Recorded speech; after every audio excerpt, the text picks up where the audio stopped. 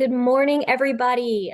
Thank you so much for joining us today for our model school chat for the 2024-2025 school year.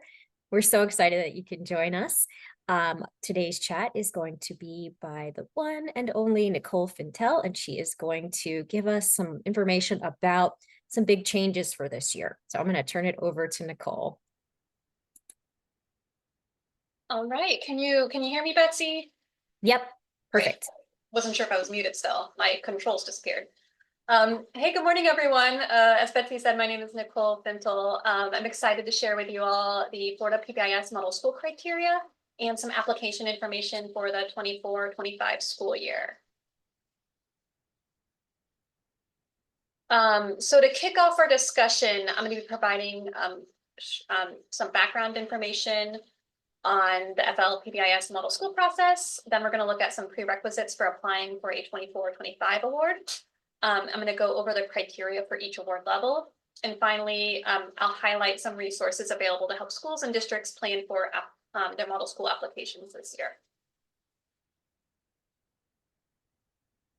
So the Florida PBIS project established its model school recognition system all the way back in 2008, 2009. The goal of this system is to celebrate effective PBIS implementation and progress in improving student behavioral outcomes across Florida schools. Additionally, the program encourages schools to continuously collect and use their data to monitor their outcomes and inform their decision-making. And each year, as PBIS practices have evolved across Florida, we have also evolved our criteria for our model school recognition. So each year we review and refine the criteria for receiving an award, and that's to reflect ongoing improvements and refinements of PBIS systems that we're observing across the state. And since the program's inception, we have recognized over 700 Florida schools for their implementation of PBIS.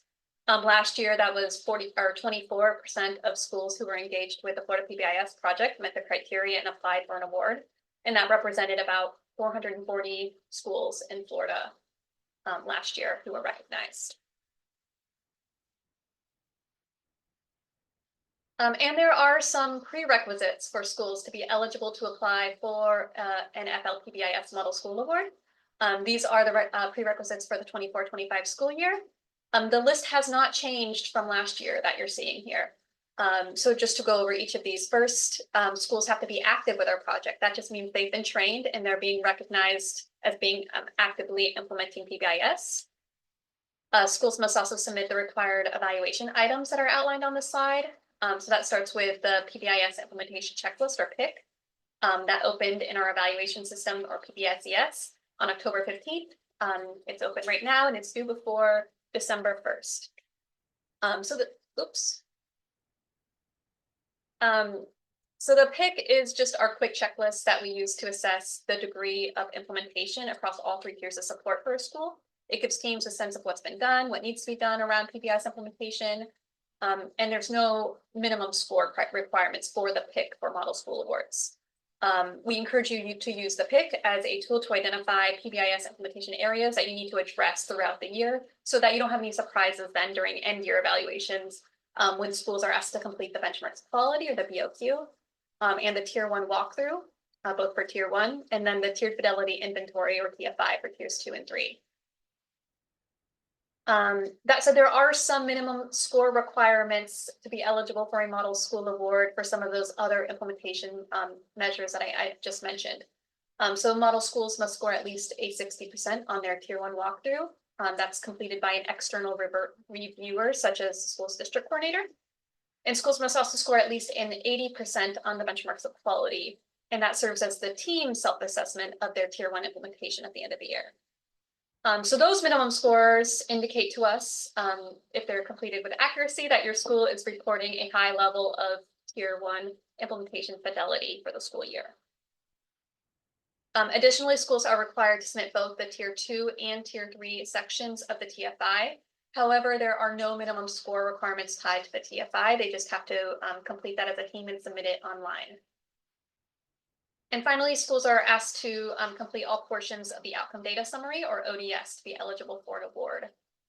So the ODS is where schools can submit their attendance data as well as the number of referrals and suspensions that students received during the school year. And this is disaggregated by student race, ethnicity, and disability status. In addition to providing outcome data, schools will not be eligible for a model school award if they report extraordinarily high rates of discipline referrals and suspensions during the school year.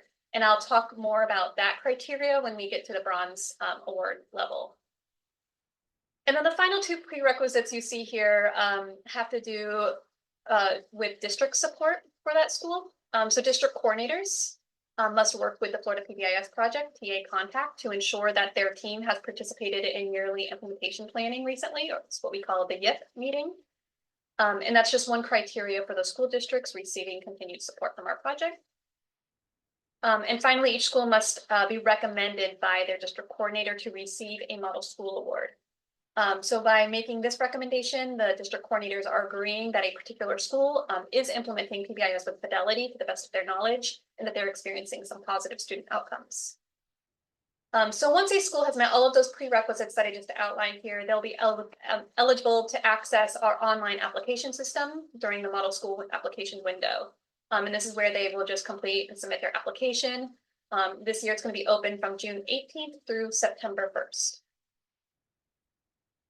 And I see maybe a few things in the chat, but I can't really look at it right now. So Betsy, if there is anything that comes up that I haven't addressed, just let me know. We had a hand raised, so we were just letting folks know to just provide any or ask any questions in the chat for now, and we'll do Q&A at the end. Okay, sounds good. Thank you.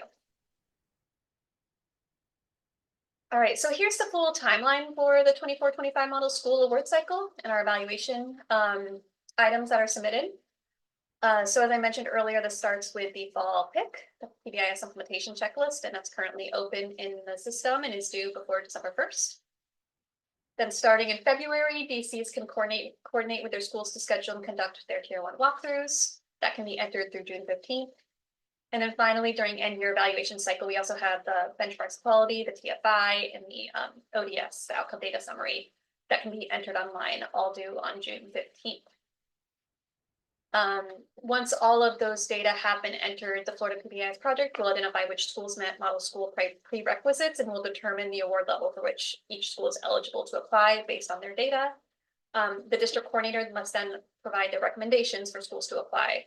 So once those recommendations are received, schools can access their application in PBSES and submit their application through September 1st. So that's the timeline. Now onto probably the stuff you've been waiting for, the award levels. This year, we're going to be recognizing 3 award levels, and this does mark a change from last year when we had 4. The first award level is for bronze. Schools will, that meet all of the prerequisites that I just went over. That demonstrates high Tier 1 implementation fidelity and low discipline rates, and they'll be eligible for a bronze award. Silver awards, schools must meet all of the bronze criteria while also reporting disaggregated outcome data with no significant disproportionality for any of their student subgroups. And then our final award level is for gold. Schools must meet both bronze and silver criteria to be eligible for gold, and they must also demonstrate sustained Tier 1 implementation and outcomes during the previous 2 school years. And this is that's a new criteria, a new requirement for gold recognition this year. And I will provide some further details when we get to that section of the criteria review. So let's look a little bit closer at each of the different award levels. First, for bronze, model schools must meet all of the prerequisites again. If they fail to meet any of those prerequisites, they'll be ineligible to apply for an award. That includes the minimum implementation scores at Tier 1 for the BOQ and walkthrough, as well as low discipline rates. And that's one prerequisite I wanted to highlight is the requirement that schools must report ODR and OSS rates that are above 1.5 times the state median for their school type. So that's the criteria for our outcome data that you've submitted at the end of the year. And we do have an available tip sheet in our Model School Live Finder that I linked here. And also, I think, Betsy, if you haven't already, just make sure you include a link to today's handouts, because that has all of these links to different resources that I'm talking about today. But that particular resource includes information, more information about the outcome criteria. Schools can look at median discipline rates in their school level data report that they have access to in PBSES. So that shows previous year's median rates. However, the rate for the 24-25 school year will be calculated at the end of the year once we have all of the outcome data. But the specific median rates tend to be fairly stable. And you have access to that historical data that's kind of shown here with a screenshot here on the side. Just remember that the criteria for model schools is 1.5 times the median. So while the criteria or the value that's shown in that orange dash on the graphed example is actually the median rate. So you'd have to do some calculations there to kind of look at what it has been in the past. But as part of your tier 1 system, schools should be regularly reviewing their discipline data throughout the year to look at trends and then to engage in problem solving if you see that discipline rates are really high or if they're increasing. This slide shows the example of the model school application for schools who are applying for a bronze award. And this is a snippet from the practice form that you have access to as well in the Model School Live Finder. Across all of our awards this year, only the only application requirement will be to provide some basic contact information for the applicant in the school. And then they'll have the option to additionally share some resources or artifacts that they have that they'd like to feature. At the bronze level, schools can share a resource that they think contributed to their high tier 1 implementation fidelity and their low discipline rates. So some examples could possibly include, but are not limited to, maybe there's their behavioral expectations matrix, flowchart, reinforcement system, data tools, lesson plans, newsletters, showcase events, really anything that they would like feature that they think contributed to their success this school year. Nicole? Yes. We had a question in the chat that is related to the state average. Okay. Can you give a particular example of the 1.5 times the state average? An example? Is that a percentage of ODRs or something else? Oh, so we're looking at their ODR and their OSS rates per 100 students per school day. And we're taking the median rate for each of the school types that are submitted across all of the schools in Florida. So for elementary, middle, high, alternative center schools, pre-K, and other school types. So we'll calculate a median ODR and OSS rate for each of those school types, and that's what we're using to look at that criteria. So it's 1.5 times the median rate. Nicole, I was also going to suggest the outcome question that she has linked there in the left for that question might be really helpful for what she just kind of talked out. It gives you some examples across elementary, middle, and high, and you can kind of see the specifics to what it looks like. So it's hyperlink there for you, that model school outcome criteria. Otherwise, you described it perfectly, Nicole. I was just saying that if they want to reference, that one is nice. Thank you, Kat. Any other questions, Betsy? That's the only one I saw so far. Great, thank you. All right, so I'm just going to move into now the silver model school information. Silver schools, again, must meet all prerequisites for a bronze award, while also reporting no student subgroup with a risk ratio for ODR or OSS greater than 2.5. If a school reports a risk ratio above this value, then they will be still eligible for a bronze award. And note that we only look at risk ratios for a school in our system if that student subgroup has at least 10 students who have experienced a discipline outcome. So if it's only 1 or 2 students who've experienced an ODR or OSS from that subgroup, we don't calculate a risk ratio because it's not as stable of a measure to look at disproportionality. I've linked to this slide our disproportionality live finder, and that includes a lot more resources to help schools and districts engage in problem solving around this topic. Also, I wanted to mention, similarly to the outcome data, in our school level reports, we have a disaggregated outcomes report that you can use to look at your historical risk ratios and risk data for your school. Similar to bronze, the only requirement for a school applying for a silver model school award this year will be to log into the system and provide some of that basic contact information. And then you'll have the option to share an additional resource that showcases how you're able to reduce the use of disproportionate discipline, or how you've engaged your different partner groups. So examples of resources that a school could share here might include data tools that you use to examine your data, track goals over time, examples of how you communicate and collaborate with families or with the community, or examples of how you gather feedback from students, parents, staff, or community members to inform your PBIS system to ensure that it's meeting the needs for all of your students. I have also linked here the practice forum for more information. All right, so that finally brings us to our highest recognition level for the 24-25 school year, which is for the Gold Model School Award. So to qualify, schools must meet all of those criteria for silver and also demonstrate sustained Tier 1 implementation for at least 2 years. And I mentioned earlier that our criteria for gold model schools has changed from last year. So this is the first time ever that we're specifically focusing on sustained implementation and outcomes at Tier 1 for model school recognition. And when I say sustained implementation, it means that in addition to meeting the prerequisites and criteria for the 24-25 school year, the school must also have shown positive implementation and outcomes during the 23-24 school year. So last year. This includes that the school has reported a BOQ score of at least 80% in 23-24, that they maintained their ODR and OSS rates that were lower than 1.5 times the state median for their school type last year, and that they had no student subgroup with a risk ratio exceeding 2.5 last year. So these additional criteria for a gold model school award, again, will be based on any data that were submitted in the previous 23-24 school year.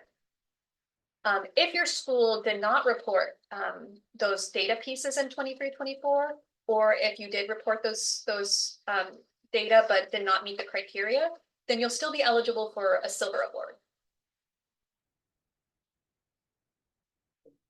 And the gold application includes, again, those basic contact information and the optional item to upload a resource or artifact that demonstrates your sustained Tier 1 PBIS implementation and how you've sustained positive outcomes over multiple years.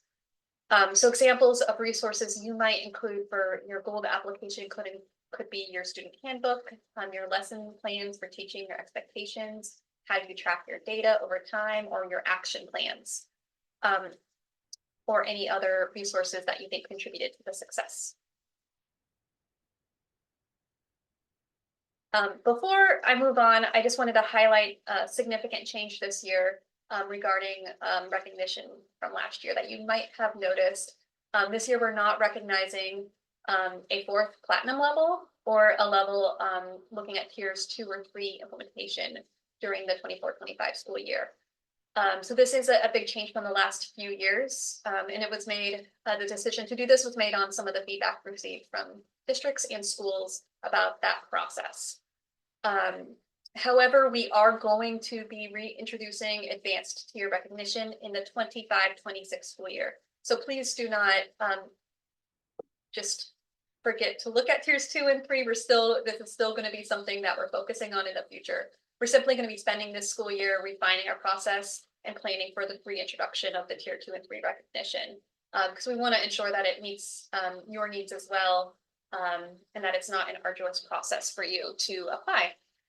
So while the focus again remains on tier 1 and 24-25, please continue developing your tier 2 and 3 systems. We have some resources here in Live Binders related to tiers 2 and 3 that you can review. I also make sure to keep in our model school Live Binder the previous application criteria for the advanced tiers. So you can still look at what those past criteria were as you're working on your tier 2 and 3 systems. And we're also, I wanted to put a plug in for a TA chat series this year that we are offering focused on tier 2 practices. So we've already had our first 2 chats, and I've put a link for each of those to view the recording. So that was getting started with tier 2 and establishing a school screening system at tier 2.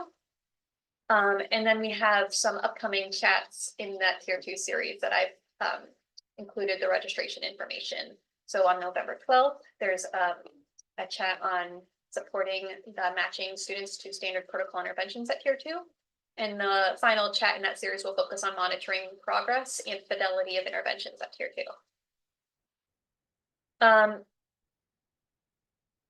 So district coordinators can also reach out to their Florida PBIS contact for more information about available resources or to request training on the advanced tiers. Okay, so before I move on to just general resources related to model schools, I wanted to pause and take a look at the chat box. Hold on, pull that back up. If there are any questions specifically related to the new goal criteria, or anything else that I've reviewed so far. I haven't seen anything in the chat yet. Does anybody have any questions for Nicole?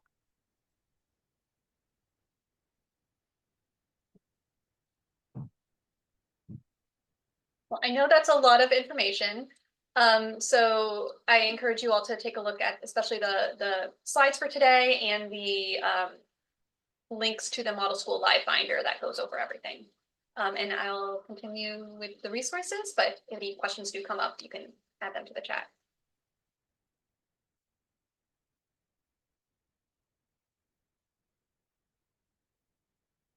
Okay, so the last section of the chat today is going to be used to review resources available to schools and districts who are supporting the 24-25 model school applications.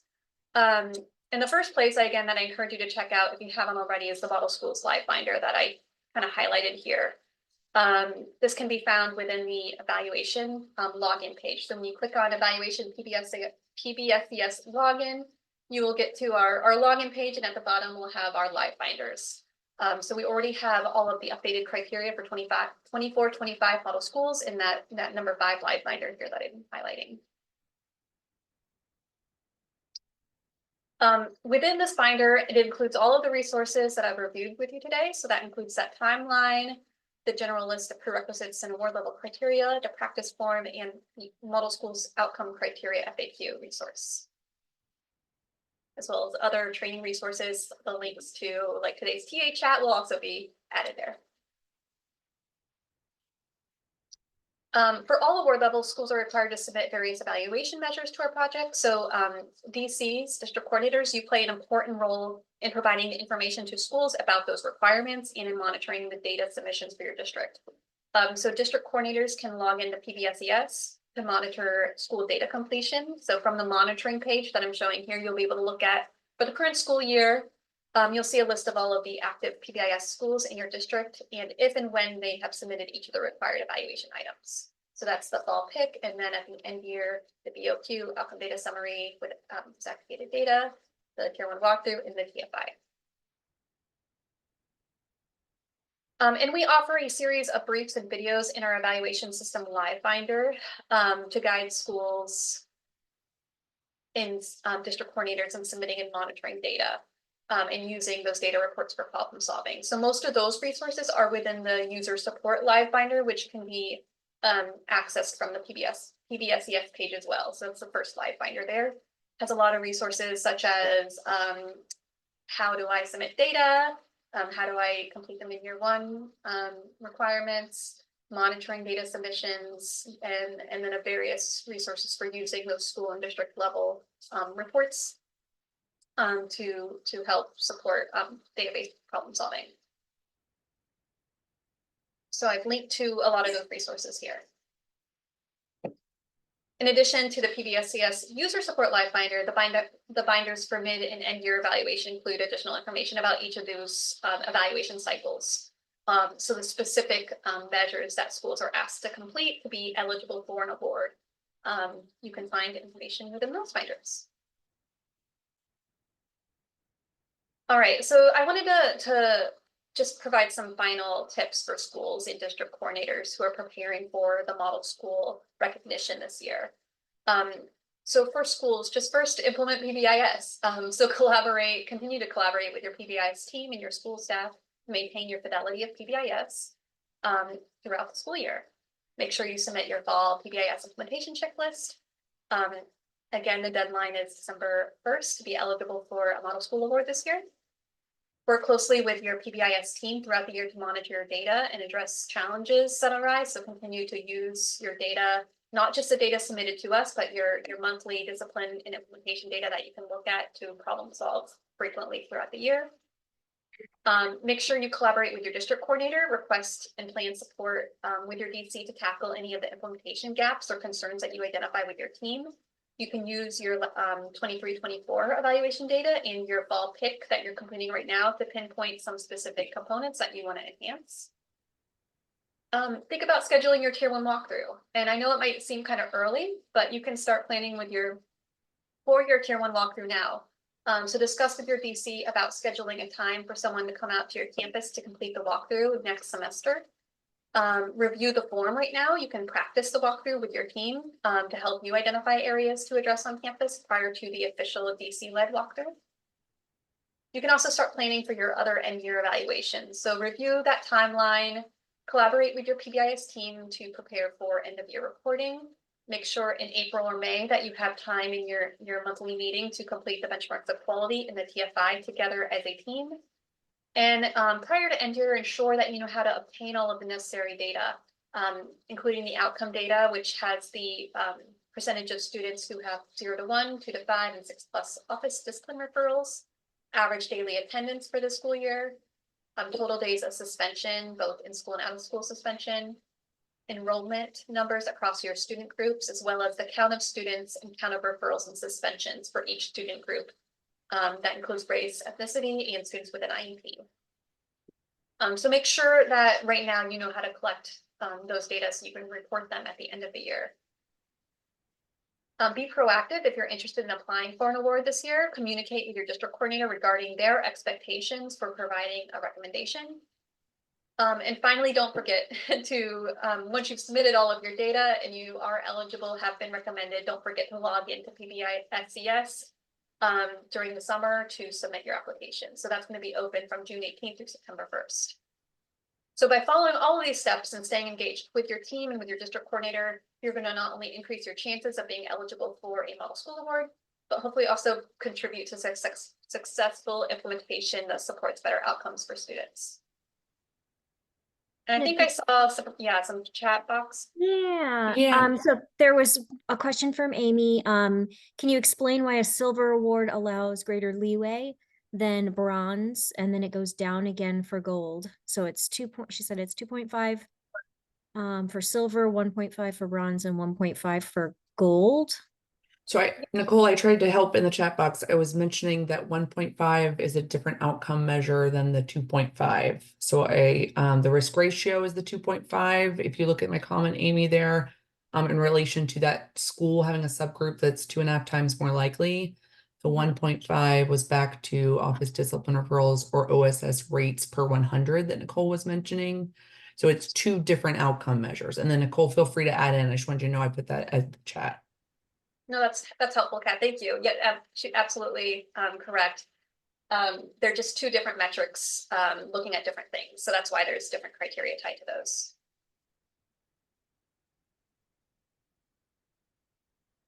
Okay, any other questions? And then just a thank you from David to the project for adjusting the award for to focus on tier 1 data.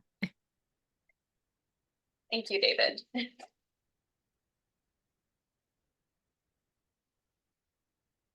All right, so I also wanted to share some tips for your district coordinators on the call today as you're preparing your schools this year for an award. So some things that you can do to set your schools up for success. Make sure you request support from and use your Florida PBIS TA contact. You can reach out to your contact at any time to plan for support, help your schools address any of those implementation gaps or areas that they've identified in their PBIS practices. Based on either your experiences or with the data that they're submitting. You can use PBSES again to keep track of schools' evaluation data submissions. So regularly monitoring those data ensures that schools will stay on track to meet their deadlines. You can start this right now by looking at the fall pick, ensuring that those are submitted prior to December 1st. You can plan coaches meetings, so organize meetings for your coaches and school points of contact. These types of meetings can help make sure schools stay on track of those evaluation deadlines, but they're also a great time to offer any additional types of support around areas that have been identified to help improve implementation and student outcomes. And review your school's data. Right now you can look at their recent fall pick data, as well as last year's 23-24 data, to help with planning any supports to enhance fidelity and outcomes for this school year. Encourage that your schools continue to engage in database problem solving, focused on their referral and suspension rates of discipline, as well as the addressing any disproportionate outcomes among student subgroups. District coordinators can start thinking about how you're going to be scheduling your Tier 1 walkthroughs. So you can start right now to create a schedule, or at least a process for how you're going to start conducting those walkthroughs next semester. And we have the walkthrough guidance resource that I linked to here that was created last year to help plan for those. Set aside and communicate, or set and communicate any district specific criteria. Although not required, some districts choose to include additional criteria for their DC recommendation. So if you, as a district coordinator, if your district chooses to do this, please clearly communicate any of those criteria for schools to meet in order to receive your recommendation. It's important for schools to understand what's expected and prior to the application opening up. And then finally, set aside time to support schools with their end-year evaluations. So ensure that you help schools meet those deadlines and review the importance of accurate reporting during your end-year evaluation. Ensure that you, as a district coordinator, submit your recommendations when that opens up in FLPBIS, and that schools are aware of all of these important dates for submitting their evaluation data and then their model school application.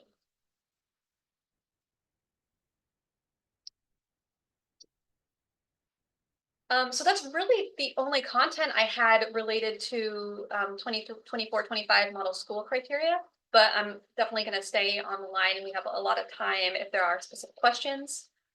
Before I open up for questions, I wanted to let you guys know that the next TA chat we have is scheduled November 12th. It's going to be another chat on that Tier 2 series that I mentioned about matching students to standard protocol interventions at Tier 2.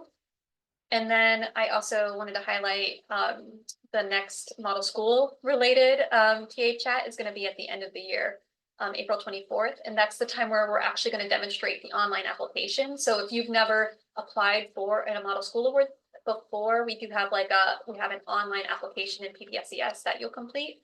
So that will be a good time to kind of see what the application will look like prior to going into the system and applying. So that's going to be on April 24th. All right, so I'm gonna minimize this and look at the chat box again to see if there were any other questions. Whoops. And while you're doing that, I just put up the chat poll in case folks don't have any questions. If you wouldn't mind giving us some feedback on today's chat, that's always very helpful for us. So that poll is open, as well as the chat box. You can also unmute yourself if you wanted to ask a question to me directly.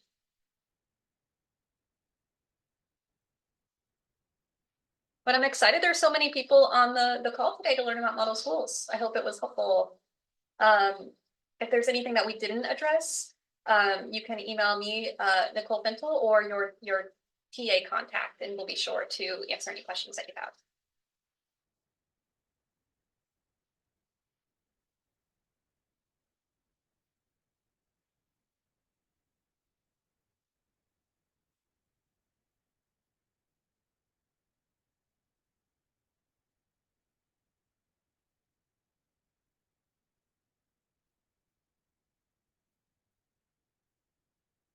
All right, well, I don't see any questions in the chat.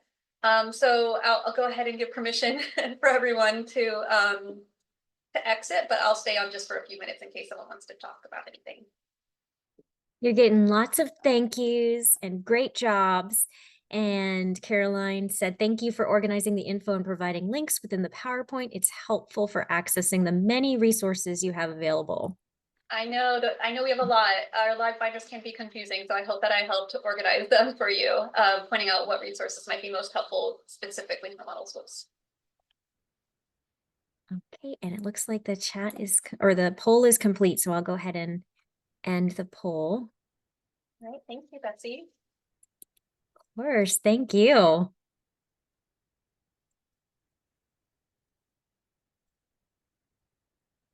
Where can we find the state average data before the end year? So we don't look at state averages, we only look at the median rate. And if it's in the outcome FAQ resource, kind of talks about why specifically that metric. But we can't actually share the state median before end year because it's calculated based on the end year data that you're submitting. Once that end year data has been completed and we calculate what the median is, it will be displayed in that school graph that I mentioned that compares it's in the school level outcomes reports, looking at your data compared to the state median. It also will have a like a model school eligibility check where it'll go through each of the criteria and identify which criteria the schools met or did not meet. But I encourage you to take a look at the historical median rates for your school type. It has fluctuated a little bit in the last few years, specifically with the pandemic years, but overall it is a fairly stable rate. So I'm sorry, I can't, that's like a roundabout answer that I can't provide the specific criteria. The historical median rate, you can, if you are a school active with PBIS, you can log into your school level report. Let's see. Your school level reports in our website here.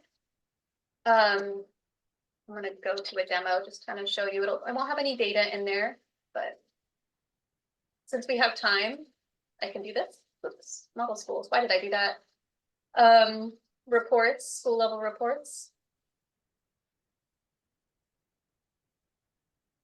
And then in this outcome report here. Excuse me, Nicole, we can't see your screen. We see you, but not your screen. I'm so sorry. Thank you for letting me know. Gosh.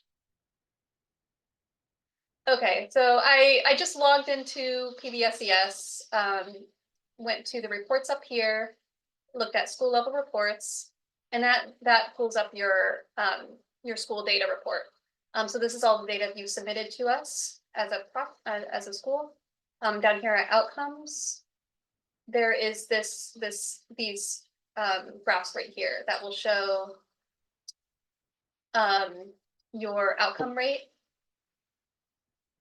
if you've submitted data. The problem right now is that, and I can't show you a real school's data, so I don't have any actual live data for a demo school.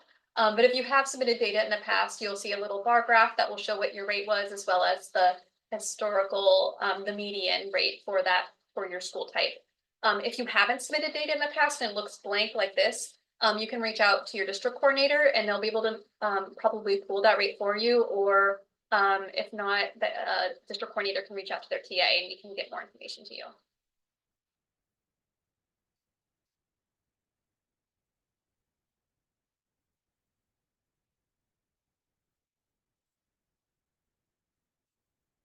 Any other questions?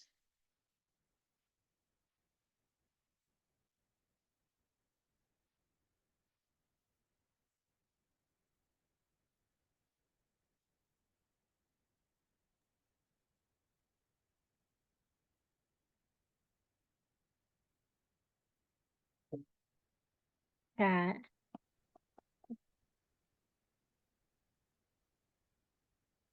All right, I think we could probably end today's TA chat a little bit early then, give you some found time, hopefully.